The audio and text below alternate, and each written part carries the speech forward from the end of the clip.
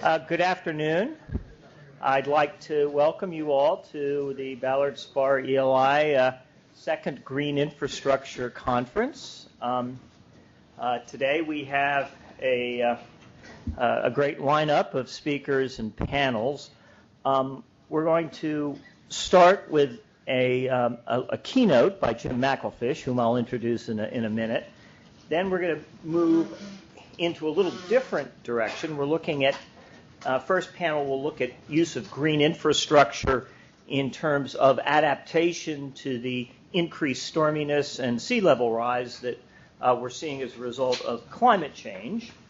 In our second panel, we will be looking at I believe it's a tale of two cities in the second panel, which is looking at the efforts of Washington, D.C. to implement greenhouse gas infrastructure, as well as what we've seen at the city of Philadelphia, which has adopted a green infrastructure program to reduce its costs in dealing with combined sewer overflows. Our third panel is going to look at how we can possibly use green infrastructure to solve a similar problem in a multi-jurisdictional context in Pittsburgh, which is where Alcosan runs a project for a large number of municipalities in Allegheny County. And our final panel is going to look at one of the mechanisms that can be used to finance both types of green infrastructure, public-private partnerships, focusing on several cities in Pennsylvania. So with that, I'd like to introduce our keynote speaker, law school classmate of mine, Jim McElfish, who is now a senior attorney and director of the Sustainable Use of Land program at the Environmental Law Institute. He leads ELI's programs on water resources, where his research focuses on development choices and their links to water resources. Jim is a graduate of Yale Law School and Dickinson College, and the author of several books and studies of green infrastructure, including a number that are listed in the materials. He also did a study of the issues in the Pittsburgh region, where he's from. So, Jim.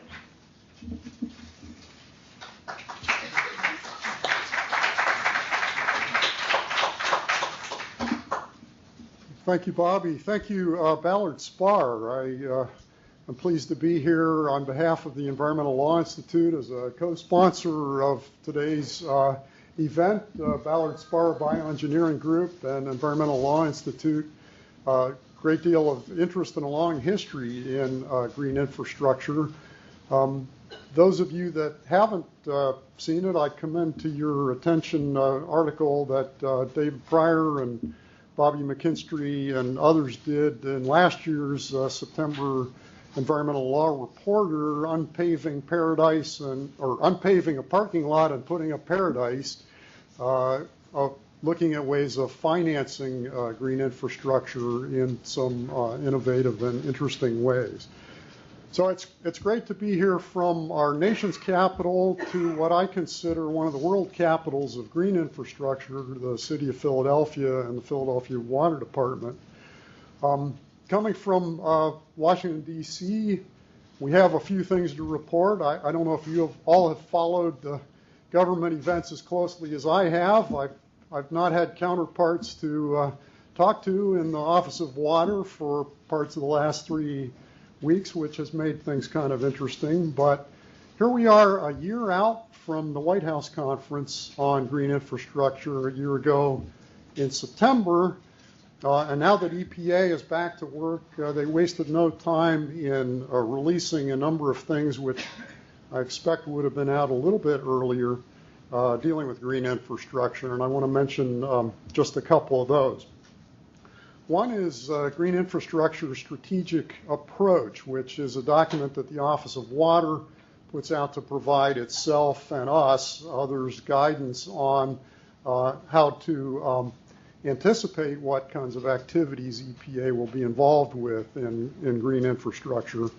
I'm going to touch on a few of those during the course of my remarks, but I do want to mention now in a couple of those areas there's a little bit of attention to regulatory and enforcement-related issues that may be of some interest as EPA moves forward. And the other area which will be relevant to this afternoon's panel deals with finance.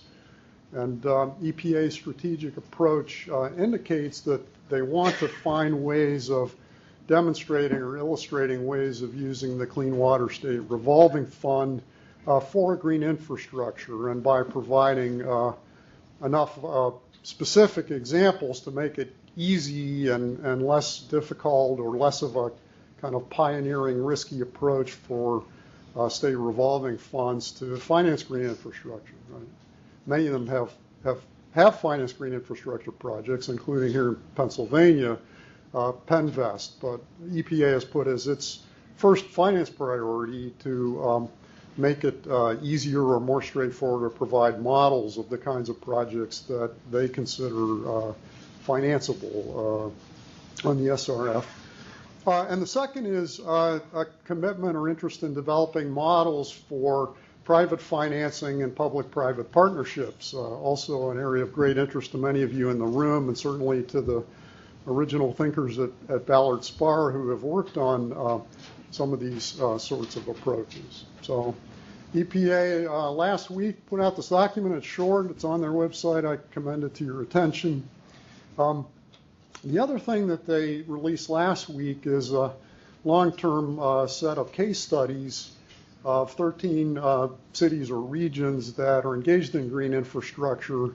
And here the idea is to figure out or compare ways of measuring the economic benefit or the economic value of green infrastructure. That study focuses on selected areas across the country, one of them being Philadelphia. But again, there's a great deal of information in there that as you think about ways of promoting green infrastructure or thinking about benefits in a new way, may be of some value to you. So enough for EPA last week, but they're back on the job, and I, for one, am glad to see it. So where are we with green infrastructure as a way of going forward, dealing with our water and land use and water quality issues? I was talking with a senior program manager of a major philanthropy last week. And this philanthropy is one that has funded a lot of green infrastructure work over the last decade. So they're as deeply connected, I think, as any in the green infrastructure thinking and implementation field. And this program manager said to me, you know, we just have not yet reached what I would consider the tipping point of green infrastructure. There are a lot of projects of green infrastructure. People know what it is, but I don't have the feel that we've gotten over the tipping point. And I think what the program manager meant by that was green infrastructure is not yet ubiquitous or expected or typical or normal. It's still something of interest. We have lots of examples. If it goes away, some people would miss it, but it's not so ingrained into the way we deal with water and sewer and stormwater and land use issues that we can safely say we've gotten past that tipping point. And so I want to use that question or that observation as a frame for the points that I want to make in this next few minutes together. I agree with the program executive. We're not past the tipping point yet. I wish we were. I've been at the green infrastructure issue a long time. We've been dealing with stormwater and CSO issue a long time. I've worked with many of you in the Alcosan and Three Rivers Wet Weather Demonstration Project work out in western Pennsylvania since the late 1990s, with the DC Water and Philadelphia Water Department more recently, with places in the Midwest dealing with and trying to implement these projects.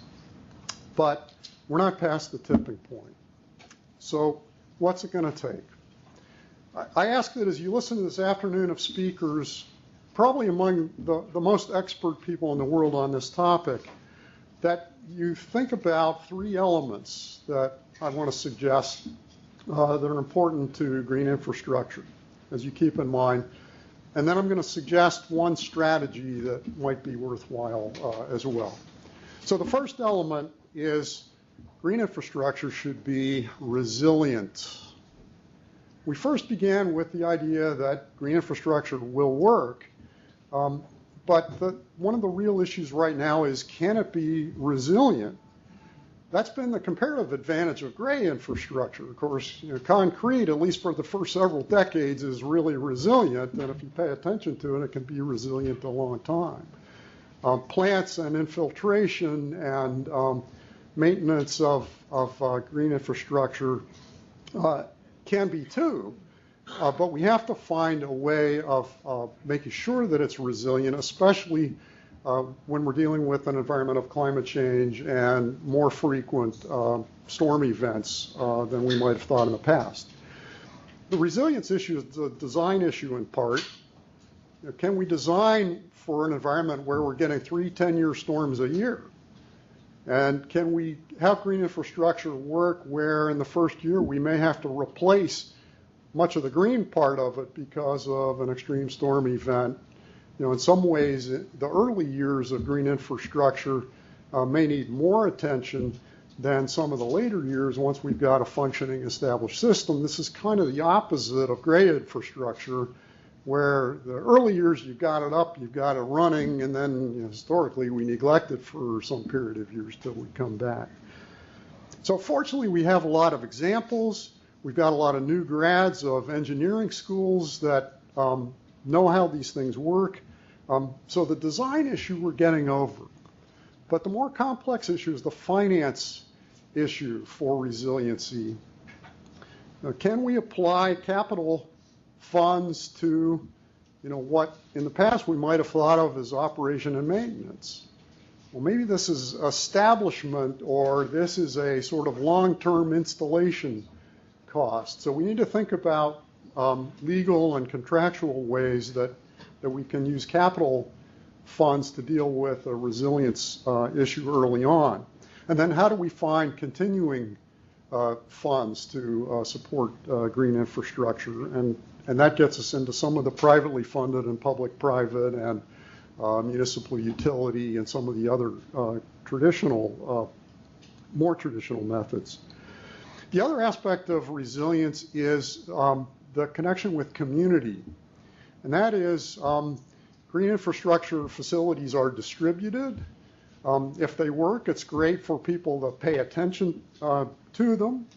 In order for these to be resilient, it's helpful, we've learned, to have consultation with communities as to what is going in here, what is it supposed to do, why is it full of water certain times of the year, what should be expected. And this opportunity also provides an opportunity for civic engagement. So, the land use planners talk about eyes on the street being an important part of a vibrant neighborhood. We want eyes on the green infrastructure facility so that people are aware, is it functioning? Is it overflowing? Is the vegetation all dead because someone has poisoned it all? We want to take advantage of those opportunities for civic engagement as part of resilience. And that brings me to my second sort of thematic area, and that is visibility. Green infrastructure is visible. This is the great advantage of green infrastructure. Gray infrastructure's great advantage was it was invisible. It's under the street. We could forget about it. No one knew whether it was working or not, except the people charged, like many of you, with making sure that it stays in compliance. Green infrastructure is visible. It provides an amenity value.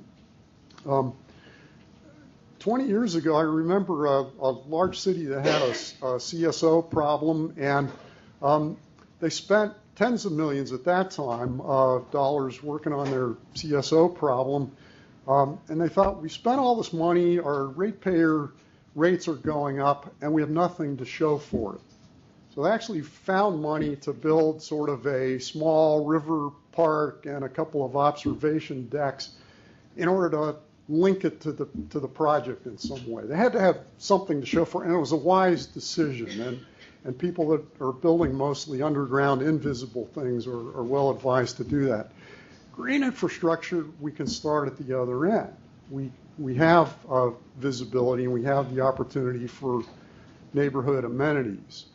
One of the first green infrastructure projects I ever saw was in my current home community of Arlington, Virginia, and it was an accidental green infrastructure project. It was now known as Sparrow Pond, but what it was when I first got to know it was a lot of ponding of runoff from a neighborhood up against an abandoned railroad embankment that was used as a rail trail. And someone started noticing that there's red-winged blackbirds, and there's marsh vegetation, and there's turtles, but this wasn't engineered at all, and it threatened to blow out the embankment of the rail trail, which would have taken out a lot of utilities and not been a good thing. So the initial solution was, well, we'll just punch an engineered culvert through, drain it all, and we're good to go. Of course, it would drain immediately to an impaired water, 4 Mile Run Creek.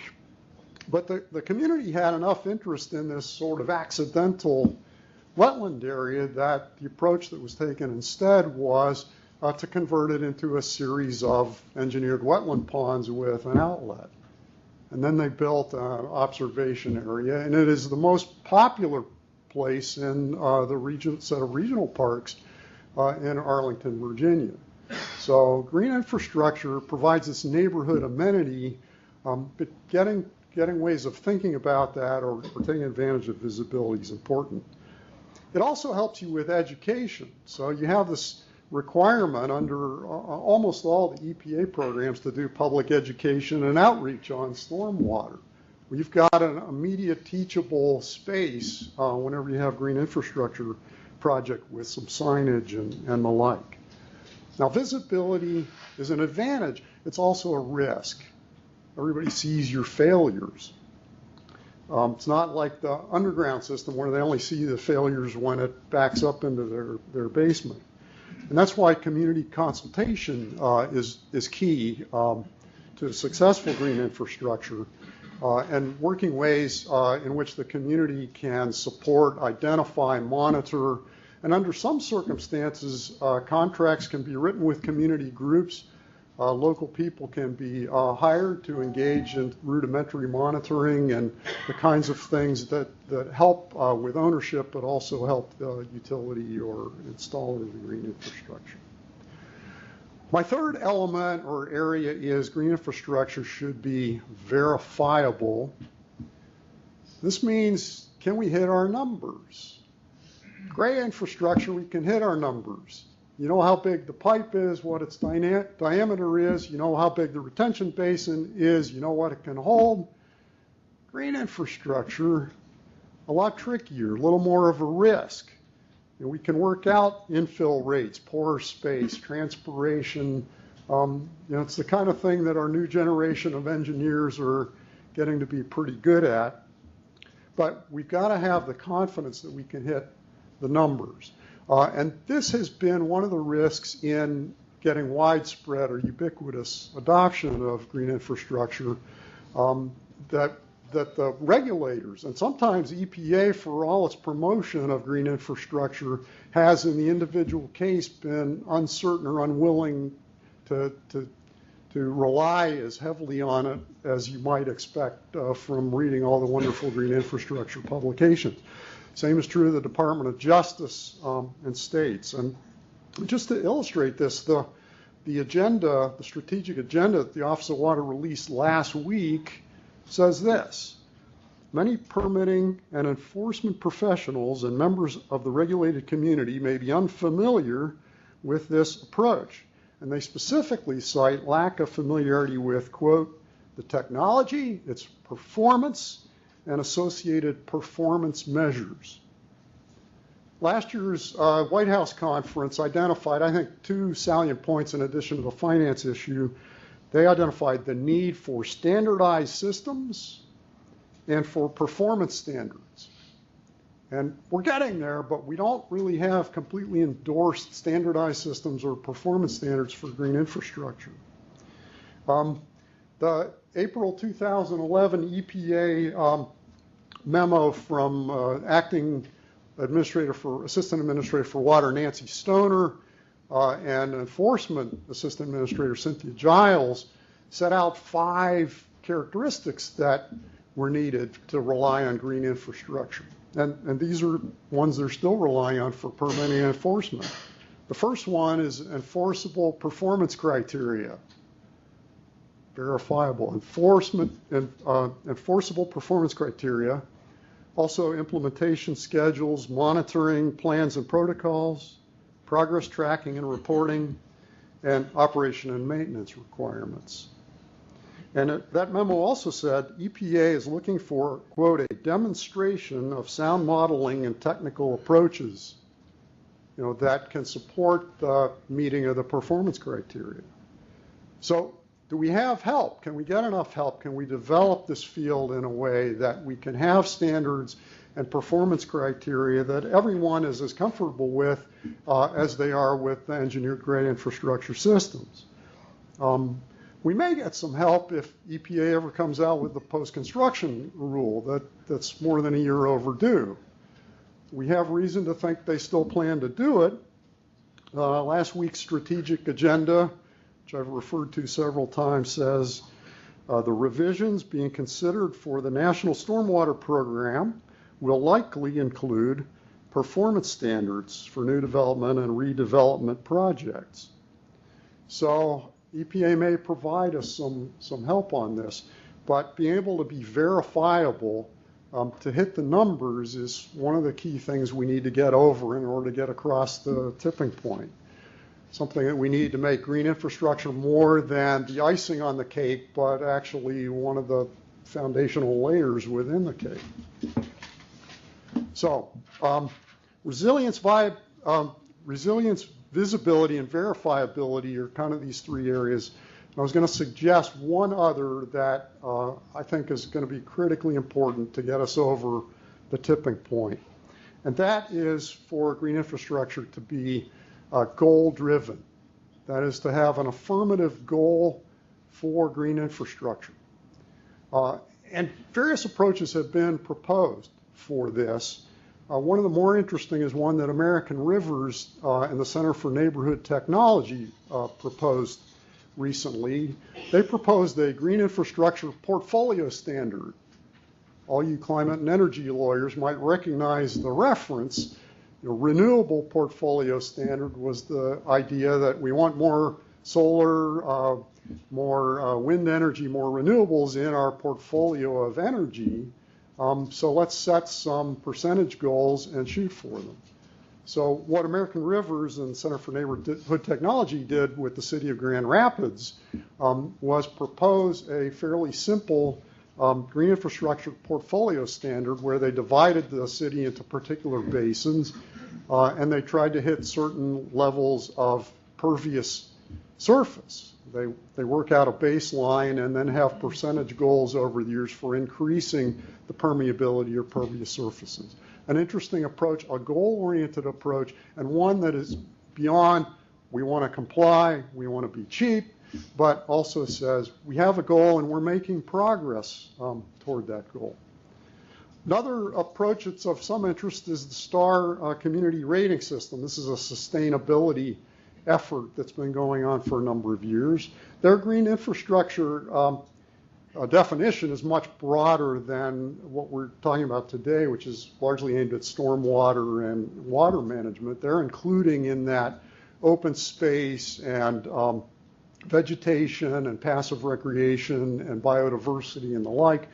The STAR community rating system is currently undergoing review before it's released and applied, and they've proposed a standard for some communities of 35% green space, open space, or other forms of green infrastructure, or, because that's not going to work in an area that's completely built out, a certain quantity of green infrastructure within close proximity to X number of households. And they're sort of trying to work that out. But the idea is that proximity to densely settled areas is worth a certain amount of sustainability points on their scale, in the same way that preserving or constructing or reclaiming a certain amount of green space may be valuable in other communities. Another interesting way of having a positive goal, that one driven by sustainable cities kind of approach. Another is a sequencing approach. The Philadelphia stormwater regulations essentially require the developers to identify practicable alternatives, non-structural alternatives, and to go through that sequence before resorting to hard infrastructure, gray infrastructure approaches. There again, you have a set of goals, a driven kind of exercise, which is intended to drive practice in the direction of green infrastructure. That one is in some ways borrowed from the 404 Clean Water Act Wetlands Program, where the Corps of Engineers says you have to define practicable alternatives to filling the waters of the United States, and those include avoiding filling the water or so forth, and then mitigating or compensating. And that to me suggests another possible way of setting a goal, and that is thinking about the Wetlands and Waters Program. There we went from trying to seek no net loss of wetlands to seeking net gain. Could we think of green infrastructure as something that we're seeking a net gain of green infrastructure? Can we think of a net gain for green defined on a sub-basin or neighborhood sort of area, so that any set of activities that go on, we want to have more green infrastructure, more pervious surface, use of certain kinds of activities, which in the right context could stimulate voluntary efforts, could stimulate work by land trusts and community groups, could stimulate trading. And these kinds of things we're already beginning to see in many of the communities and cities that use green infrastructure. But can we define it in a sort of reach goal sort of way where not only do we want it because it's good for the environment or it solves our stormwater problem, but we're gaining year by year over what our baseline is. So as we listen to our lineup of speakers this afternoon, I hope you'll think about those three areas and think about, can we be a goal-driven set of activities that will get us where we need to be with green infrastructure? Thank you very much.